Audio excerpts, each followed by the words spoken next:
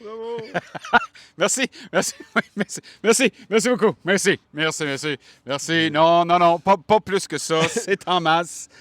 Faut que tu arrêtes de clapper comme ça. Et, à un moment donné, trop, c'est comme pas assez. Tu sais. Il fait tellement beau qu'on a décidé de s'installer devant le 5e baron. Écoute, il y a 4 jours, on avait une tempête de neige. Puis là, quand on a interviewé Alison, et là, il fait 20 degrés, on est en T-shirt sur la terrasse, 5e baron. C'est merveilleux comme température. C'est l'été qui s'en vient. Et oui, dans les prochaines minutes, on va rencontrer quelqu'un.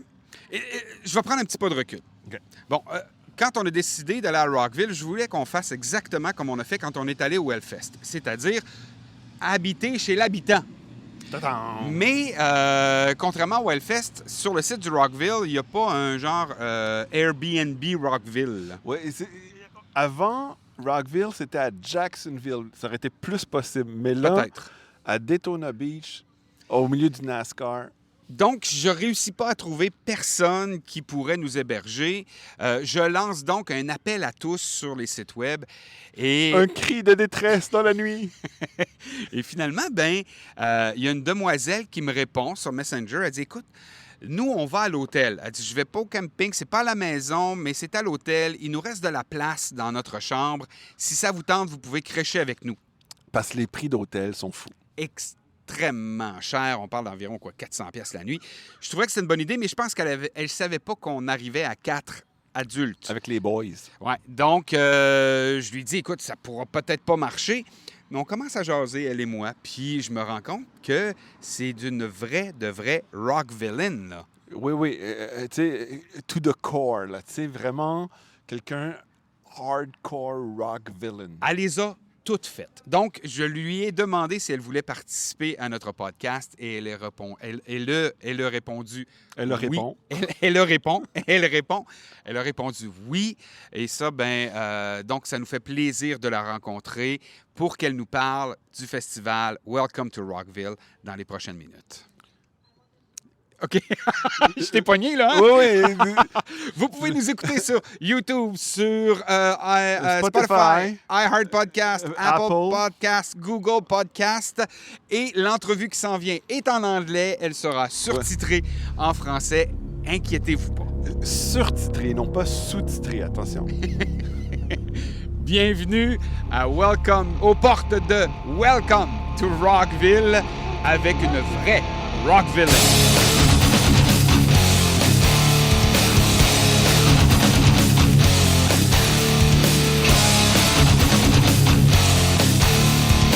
Angie Allison. That's right? Yeah. I got it right. And I pronounced it the right way. Rockvillain and Allison. You're a real Rockvillain. You're a real metalhead. I love my metal. I love my rock. But when you go on your stages, like I've given you guys some information about getting a hold of Billy. I would be your family rock villain. I would be the mom. When everybody's in the pit and they're on the outside and they're on the inside, I'm the one on the outside on the wall. That's literally when one of them falls down, you snatch them up, you get them back up, they go back out. And I end up with wallets and phones and sunglasses and everything else from everybody else in that little sea of the storm of just dust, a little tornado on the inside. And then when it's all settled, they're like, okay, where'd she go? And they come and they find their things. I love that. Would that. Be me. When you have someone and you can say, just please hand my hat. Could you hold my hat? Hold my glasses. Yeah. And you've been to Rockville to all the edition. Could you bring us back to how it started and to what it is today? I think it was 2011, maybe 2012. Rockville actually started as a one-day festival in Jacksonville, and it was just basically a rock festival. And there was a couple of bands that were there. And the community in Jacksonville didn't really like it very much because, there's a lot of us, and they didn't realize how many of us there were. When I say us, rock villains, metal fans, rock fans, all of us. And Jacksonville was like, oh, okay, here's a niche, we're going to do something. And then they came in, and the next year I think we went from 1 day to 2 days. The next year we went from 2 days to 3 days, and the bands multiplied and multiplied and multiplied. And the last year that Rockville was actually in Jacksonville, just right in the backyard, it was, I think, 2019. I believe 2019 was our last year. if I remember correctly. My dates are off. But we were at a 3-day festival, and we had over 90,000 people in that event. And So you mean you were 30? packed in there. You mean 30,000 per day, or 90,000 one day? Yeah, we had 90,000 in one day. Wow. The drone footage, you wouldn't believe it even if you're in it, you wouldn't believe it until you see the footage. And it was everywhere. And what's so bad is all this started in a park first, right? So it started at Metro Park, which was a small area on the Riverwalk, right on the St. Johns River in downtown Jacksonville, next to the stadium, the football field, the baseball field, all that. And it was really nice, and it was airy, and it was in a park, and we had grass. And then when it multiplied, it went from the grass to under the bridge to the parking lot of the football field. And so a majority of everything that actually went, we had 3 stages, and 2 of the stages would be over in the green, and then the main stage where everybody was would be on the hot pavement concrete. Oof. And that's where, and you're talking, it was up in the high 90s in May. Here it's brutal. It's brutal. Didn't stop us. Didn't stop anybody. You just wore more black or you wore less. That's how it worked. But yeah, it on the I can imagine on the concrete, 90,000 people. I don't know how hot it is, but that was probably scorching. That was awful. And we would if get you into the upper fell, 90s and no shade, no nothing. yeah. And how was all the commodities? I'm talking about the going to the washroom, or food, or The washrooms, there's a lot of stuff that happens in porta potties in Rockville. There's a lot of stuff.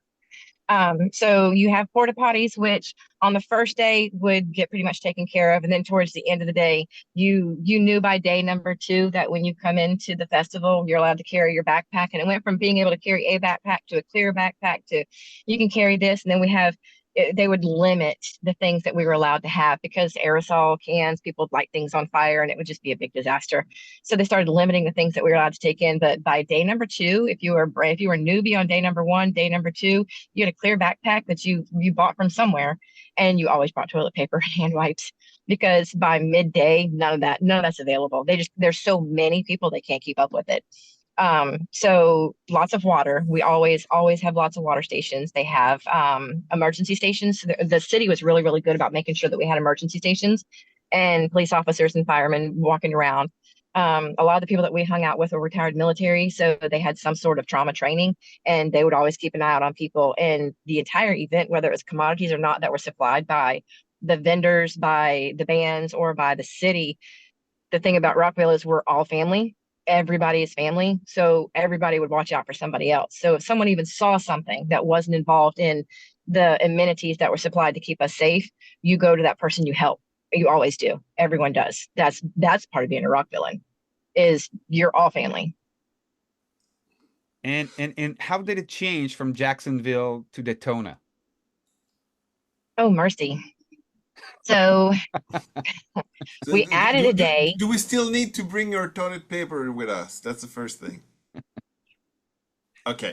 Toilet paper and sunscreen. Because one of the biggest things and one of the biggest benefits about the camping part is when you're camping, when you get tired, you can go out, you can chill out in your tent, your RV, your car, whatever, and then you can come back in and it's no big deal. But if you're in a hotel somewhere around the area, when you go in and you're done. You don't get to go back out, and there's no readmission. You're in for the entire day.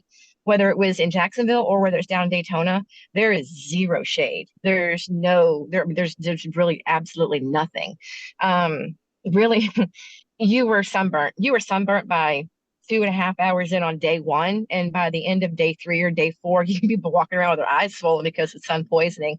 The alcohol hits you faster. You're exhausted, but you don't care because you keep carrying on because that's where you want to be. You don't want to be anywhere else. You wait all year long, 361 days for those 4 days that we get to go and play. Be who you are, be who you want to be anybody that you don't want to be. But Rockville, oh God, I don't have the words to be able to describe what Rockville is. Rockville's beautiful and filthy at the same time, and you love it. You don't complain about it. Do you But think yeah, toilet paper, day 1, day 2, day 3, day 4. Do you think it's better now in this new location because there's more greenery? There's more. If it rains, you can just go under the stands. Oh, okay, maybe not. Yeah. So we would get rained out here because we get thunderstorms. And, afternoon thunderstorms, they're brutal. And if there's one strike of lightning, they're done. They cut it all off. So rain is like really no big deal, but one lightning bolt anywhere within like a 1 to 2 miles, and they'll cut the entire thing down. Takes a long time to get people out. Takes a long time to get people back in. Thing about Jacksonville was when we were in Jacksonville and it would rain, we had the bridge to be able to go up underneath, and we never left in Jacksonville. If it rained, we sat right where we were. We'd find some place, and that's when that family came together, and you squished and you squished and you squished, and you were all together holding hands, underneath the bridge. Down in Daytona, you don't get that. Down Daytona, they empty everything out. And every single year since we've had it at Daytona, every single year, thunderstorms come in, and if not one night, then 2 nights at a minimum, they completely clean the entire place out. So as soon as they get a lightning storm, they start ushering you out. And it takes a while to get everyone ushered out and done. And then sometimes you're in the stands. Most of the time you're outside. The thing that sucks about doing it down in Daytona is to get back in, you have to get back all those people that they ushered out by the tens of thousands, all come back in at the same time as soon as they give the all clear. And the bands, as soon as the all clear is, they're already on, they're going. And there's the few people who were left and trickled in inside the arena, or actually inside the where it's where they at? They're at Daytona. It's the Speedway, and everybody else is outside. So whereas you can trickle in, a little bit at a time throughout the course of the day, and it moves a nice flow line, you're talking about a line that can be almost a mile and a half long for you to get back in, and it's not even worth it. So there was one night 2 years ago, we didn't bother going back in because we couldn't. By the time we got to the end of the line, we'd have missed the bands that we actually came to go and see.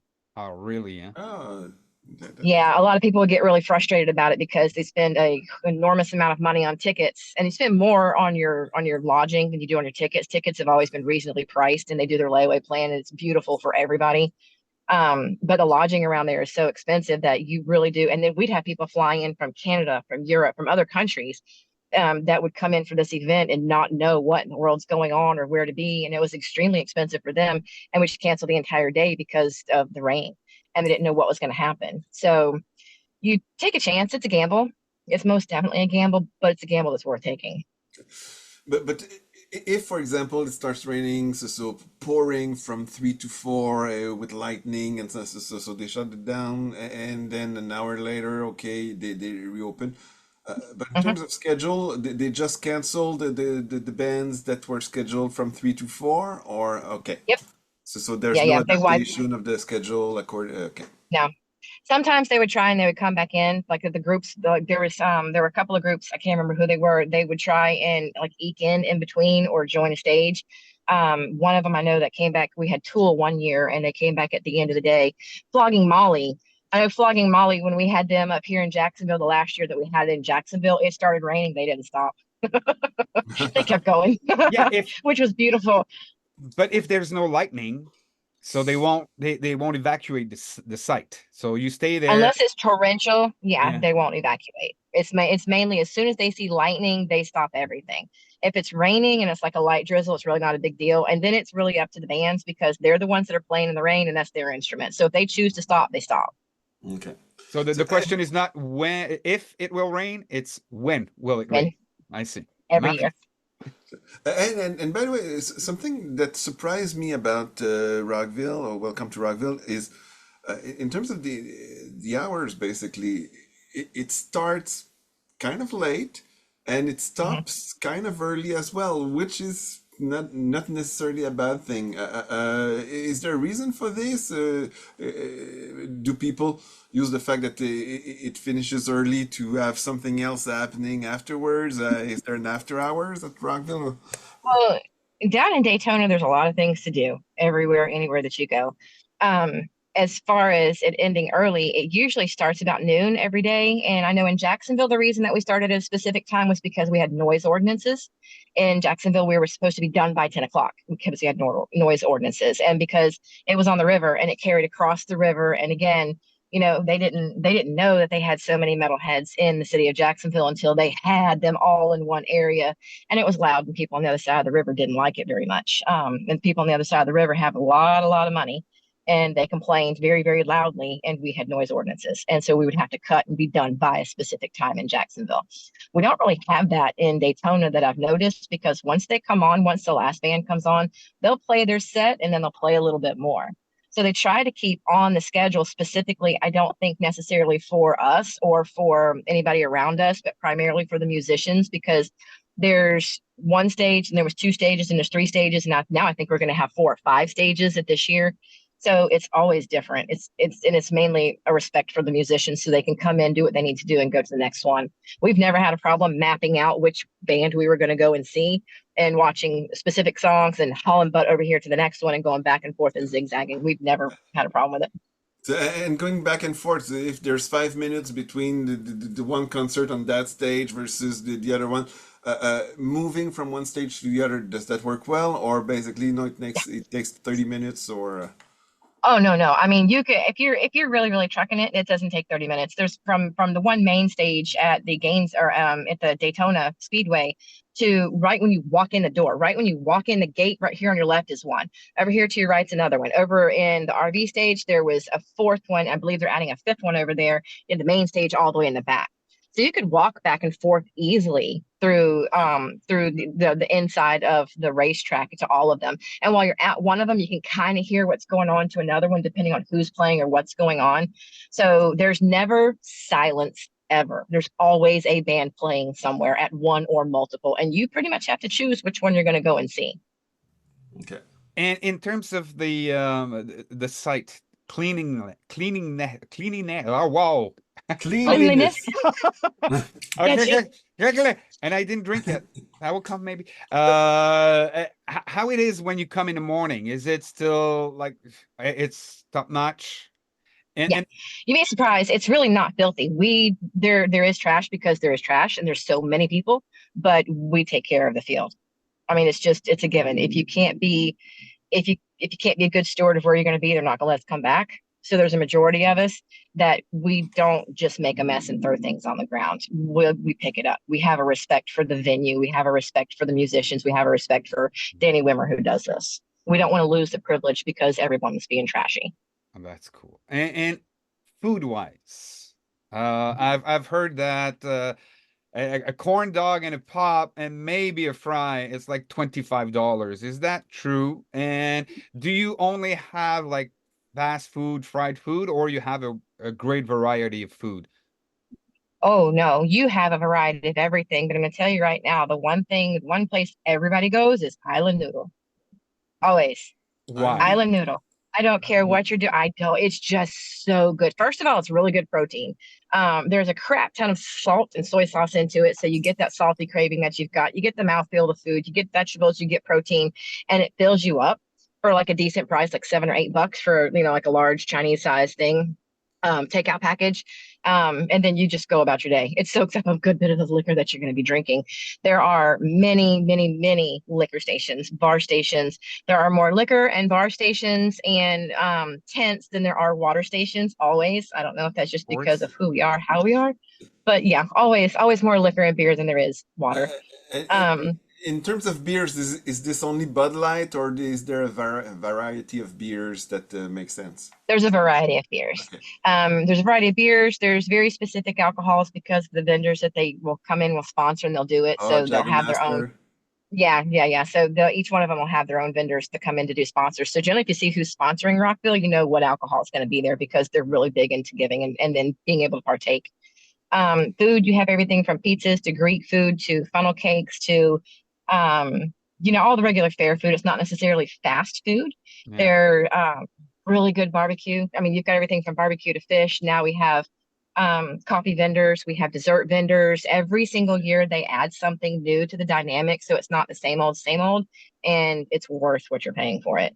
Okay. It's expensive, but good enough. It is not cheap, but it's not stupid expensive. Hey, you mentioned sponsors. You mentioned lots of veterans in Jacksonville. I looked at the sponsors. I was surprised. The U.S. Army is sponsoring Welcome to Rockville. what's the logic behind this? It's surprising because we saw yesterday, I think Skull announced that they're kind of boycotting Welcome to Rockville because it is sponsored by the U.S. Army. What's the Yeah. relationship with Welcome to Rockville and the U.S. Army? Do you have any idea? Are there booths of Okay. U.S. Army? They will probably have a booth there. I don't always pay attention to what the booth. You always have vendors. There's always going to be clothing, merch vendors, food vendors, drink vendors. Now having the U.S. Army sponsor, as a brand representative myself and owning my own company as a brand representative, I hire individuals to go and represent certain companies for a certain amount of time. I can only reach, and my people can only reach so many people within that time frame. If you were an entity that needed as many people as you could possibly get for whatever purpose you wanted them for, and if they agreed to do it with you, where is a better place to get 90,000 people's attention when you walk in the door? So they have a purpose, they have a reason for participating and for being there, because you still have people who everyone has their own mindset on where they sit, whether they believe in the politics or they don't. Everybody believes in the music and they're all going to be there for that. And if there's someone out there that pays for the opportunity to be able to reach out to someone else, that's their God-given right to be able to communicate with that person and to be able to share whatever it is that they want to share with them. And that person can take what they take, or they can walk away with whatever information they've been given. But from a business and from an advertiser's point of view, smartest damn thing the Army could have done. Uh, you didn't go to the, you didn't sleep at the camping. So that's what Yep. you told us before we started this interview. But do you know a little bit what's going on in the camping? What do we have to expect? Because I know that some people are bringing generators with AC for their tent. I have the feeling that there's parties all night. I'm not sure people are really sleeping. Do you have an idea what's going on in that camping? Oh yeah. Each one of your camping sections has a camping color. So each one of your colors actually has like a they have a theme. So I mean, if you get into the Rockvillains page, if you haven't gotten into the Rockvillains page on Facebook yet, and you go into the camping section, each one of them will have a theme and they'll dress up. They'll do specific colors. They'll do specific tents. Generators are a really good thing to have because, like I said, at the end of the day, you're sweaty and you're nasty and you're fully clothed when you walk in at 12 a.m. Actually, that's a lie. You're fully clothed by the time you get in line at 10:30, and then by the time you get in the door by 12 a.m. or 12 p.m. and you go to the first thing, half what I'm wearing is gone. It doesn't matter. I'm down to, a sarong and a tank top or a bikini top because it was too damn hot just waiting in line, much less getting into the event itself, being on a little bit of pavement, but not a whole lot. And then all the bodies, all the people, all the dancing, all the humidity. Humidity is horrible in Florida. So that generator comes in handy. They have showers in the camping. So when you go into the camping, you can go ahead, go through the shower section, go to your area and camp, but you want an air conditioner. You really do want an air conditioner. Like I said, that's why I chicken out. I completely puss out and I go straight to the hotel and I kill their hot water heater. And I crank the AC down to 0. And then we drink a little bit and then we wake up the next morning, we do it all over again. But I don't, yeah, there's some people that they do the camping and they stay in the camping because they love the camping. And there is more of a bond and a camaraderie for people who are camping together. I know you don't have Hank, I'm pretty sure we're gonna die. maybe. I know you don't have much time, but just before we leave, It's gonna be a slow death and a good death if you die. You'll love it. You won't regret it. Yeah, that's true. That's true. Yeah, dying as a rock villain. Before we let you go, what band are you the most excited to see this year? We can put a Benz if you want. We can put an S. I'm going to say this out loud. This is totally not the Rockvillain way to go. But of all things, for me, it's Greta Van Fleet, and only because it's a comfort memory with me and one of my kids when they first came out and nobody knew who they were. And we were literally in this podunk place and they came in and we were on the stage. We were literally right there. And you could see these kids when they were young. I mean, when they literally were just starting, and y'all will understand this. You saw they loved what they were doing. They didn't love the attention. They did it for the craft. They did it for the skill. And I believe that they still do. And honestly, I'm really curious to get close enough again to see if they're still doing it for the same reason as they did when they first started doing it. Because it was absolutely awe-inspiring to be able to stand there and watch these 18, 19-year-old kids just jamming out and rocking out like right after they did Coachella the first time, and them the way they are now. Now it's very theatrical for them, and it was not like that back then. They were barefoot, jeans, t-shirts and that kind of stuff. But I went with my kid to that one. It was the first concert me and this one ever went to. So I mean, my days of concerts, when I started going to concerts, was a little dive underground club called the Milk Bar here in Jacksonville.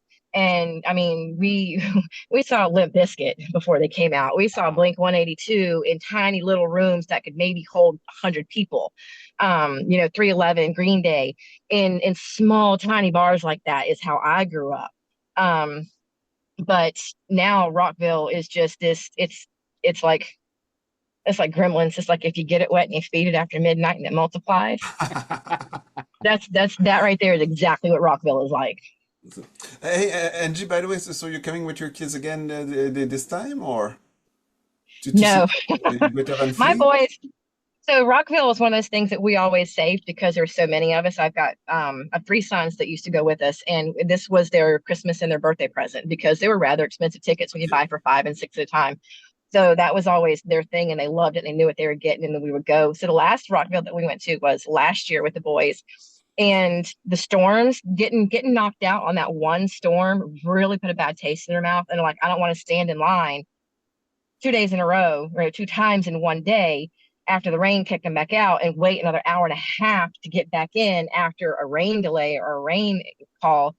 So they just stayed at the hotel, and they actually spent the remainder of their trip the last time that we went down there in the retention pond behind the hotel. They found an alligator that someone had caught and taped its mouth shut. So they spent the remainder of the time trying to catch that alligator for 2 freaking days, man. And they finally caught that damn alligator, pulled it up on the bank, and freed its mouth and let it go. But that was their priority for those 2 days, was that gator instead of the music, because they were done. A real So Florida story. That's really funny. Allison, I know you're busy. You have something very, very soon. Thank you very much for your time. And you know what? I can't wait to meet you in person and give you a big Same hug here. and maybe enjoy Greta Van Fleet with you and your husband. I appreciate that. And I'm a huggable kind of girl, too.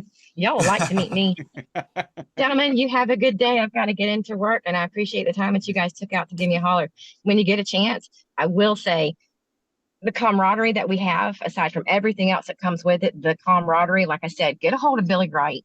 Billy Wright, he does the cogs when we do the mosh pits, and I'm sure you guys have seen it. If you haven't seen it, this is one of the absolute best parts of Rockville, period, aside from everything, is I'm almost 50 years old, y'all. There are people out here. We bring our kids. My youngest was like 9 when we brought him the first time. There are young boys, young girls out there getting into the scene, getting into the music, getting into the family, getting into the fellowship with everything that's involved. And one of the things that kids always like to do is the mosh pit, and it's a really dangerous place for adults, much less kids. We have, especially in Jacksonville, we've taken some of the Rockvillains that have been in wheelchairs, and Billy has made sure that they have an environment. They are up in the air. They have opportunities to crowd surf. The kids have an opportunity to crowd surf. The kids have an opportunity to go into a real mosh pit. They'll go in there. They'll mess with them. They'll mosh with them. They'll put them in the middle and just let the chaos go around them. And the smile on these kids' faces is insane. And you don't give birth to a metalhead. You create one, and you have to foster that in them, because the society that we live in says that everything that we do should be on the down low and not what everybody approves of. We don't give a damn. If your kids enjoy it, let the kids enjoy it. And that's everyone will wear a mask. People are in there in suits. My husband every single year he gets a brand new mask. He doesn't have that damn mask on for like 5 minutes before we go in there, and there's a kid walking around, and you can see him just doing like this. You got some of the kids who you see the girls with, nothing but electrical tape on. They're like, oh, God. They're gawking. But every year, my husband picks a new mask that he gives away to the kids, and they're done. They're done. That's super nice. But it's all about family. I tried to reach Billy. I sent him an email, but I suppose he didn't have time to respond yet. But if you He can, probably doesn't realize it's you yet. I'll buzz him and let him know it's you. if you don't mind, that'll be great. You can give him my email. I think I also gave you my phone number, so you can contact me, Yes, and thank you. we'll be more than happy to have him also as a guest on our podcast. Angie, Yeah. Billy is your ultimate Rockvillain metalhead. He is the pinnacle of what people want to attain to be. And then he follows everybody everywhere, and he's just the kindest man. He really truly is. But it's about the music and the people and bringing the two together and keeping them together. So definitely he's someone you need to talk to. I cannot wait to meet all of the Rockvillain family. It's a big family, honey. It's a big family. thank you. All right, you gentlemen. Angie. Big kiss, and we're gonna see you in what a month from now. Almost a month, yeah. Give or take a month. Bye. Take care. Bye. Je suis pas moins inquiet du camping, je vais te my le dire. là. God, je capote. Eric, tu sais, je savais que ça allait être dur, mais là, ça va être vraiment dur. Mais on sait qu'il faut manger du instant noodle. C'est ça? C'est-tu comme ça? Comment il l'appelle? Écoute, des instant noodles, oui. Non, c'est Non, pas le- ça. le restaurant. Oui, il y a une place à nouilles qui semble extraordinaire. Oui. Faut s'apporter du papier de toilette, Beaucoup de papier cul. des lingettes. Mais moi, j'ai le petit caca gêné, fait que je vais peut-être être correct. Too much information! Des lingettes, du papier cul, des Scott Towels. Et faut se préparer à avoir un bon budget de bouffe. Ça, c'est correct. Le bruit pourrait être omniprésent quand même à Rockville parce que oui, 5 scènes et on les entend de partout. Ça m'inquiète. Je vais être franc avec toi, ça m'inquiète. Moi, vraiment, j'essaie de m'imaginer après le festival, quand on va avoir encore un 24 heures de voiture pour retourner chez nous, alors qu'on va être déjà sur les rotules, complètement mort de fatigue et devoir conduire tout ce temps-là. Ça va être le fun! Ça le dit, ça va être tout un festival. Restez avec nous pour la suite de tout ça. On a un représentant de l'équipe de Rockville qui va jaser avec nous et on a confirmé également Greg de Muzinc pour Yes! nous donner ses choix des shows à voir à Welcome to Rockville. Donc, on a encore une fois des beaux épisodes à vous présenter avant notre départ. Merci beaucoup d'être là aux portes de Welcome to Rockville.